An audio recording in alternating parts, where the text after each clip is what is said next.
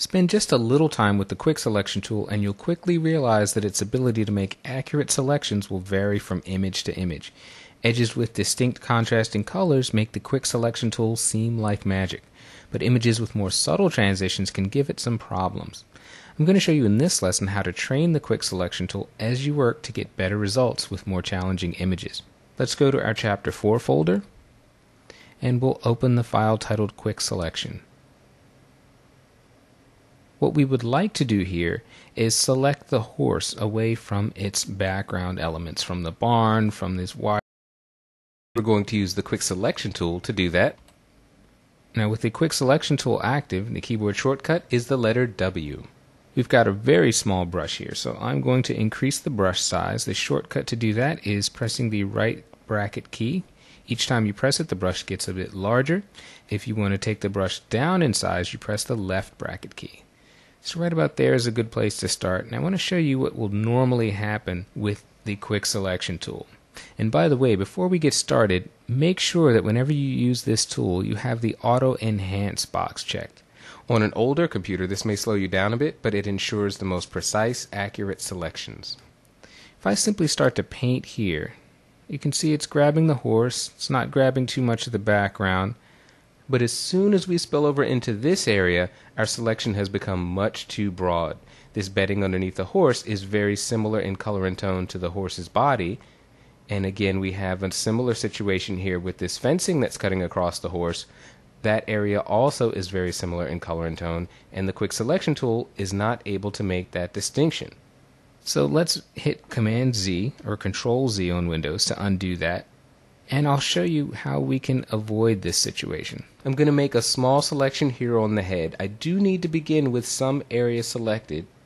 Now, you see that plus icon in the center of my brush? That means we are in the Add mode. If I hold down the Alt key on Windows, Option key on the Mac, that will take me into the Subtract mode. So let me make my brush size a bit smaller here.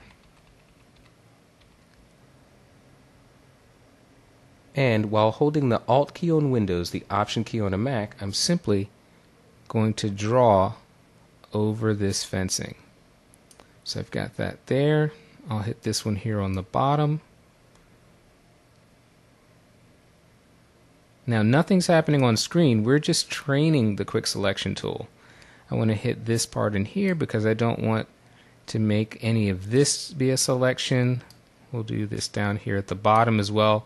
Another area in this image that's going to cause a problem is these wooden slats to the right of the horse's head and also above. So again, holding down the Option key on a Mac, Alt key on Windows, I'm simply going to paint over these areas here. I'm telling Quick Selection not to select this tone of brown, even though it's very similar to the brown in the horse's skin. I'll hit this area over here along the top as well, taking care not to touch the ear, but to paint on the brown areas of wood. And the last area I need to touch up is this bedding right down in here. So again, holding down the Alt key on Windows, Option key on a Mac. One last spot here. And just for good measure, I'll hit that part right around a horse's nose. Okay, now we're back to our regular Add mode. I'll increase the brush size a bit.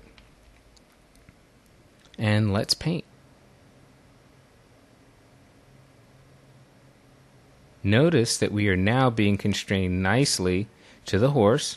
Even if I move over this part, look what's happening. See how it's doing its very best to avoid that fence. And I can come in here in the middle and look, we're getting a nice selection up in here. I can come down on the legs. I'll reduce the brush size a bit to do that.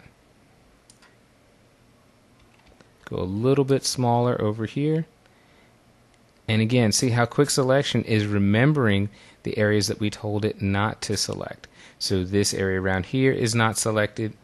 Now we'll make the brush a little bit smaller, and I do want to tighten up this selection down in here. So staying in this Add mode, I'm going to brush down even closer to this fencing.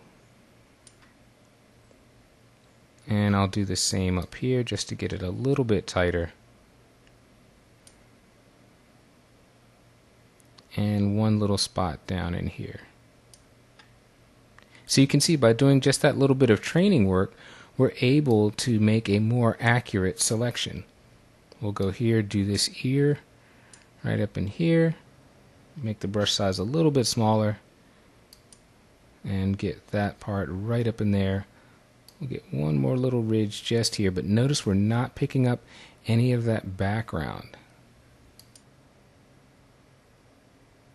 One last click there, and now we've got a pretty good selection. Let's touch up this last little area here.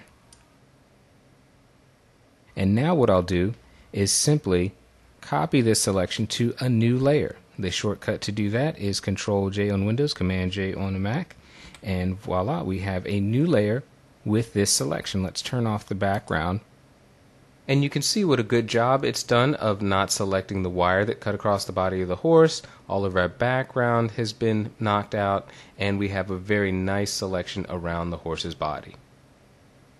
Now, of course, we've got these holes to fix, and I'll give you a quick sneak preview. I'm going to talk about content-aware fills in a later lesson, but here's a quick look at what it can do. I'm going to just select the lasso tool here, and I'm going to make a very rough selection around this area. And now I'm going to go to Edit Fill, that's Shift F5. And under Contents, instead of choosing a color, I'm going to select Content Aware and hit OK. And look at that, I'll deselect with Control-D on Windows, Command-D on a Mac. It has seamlessly now copied elements of the horse's skin to that empty area.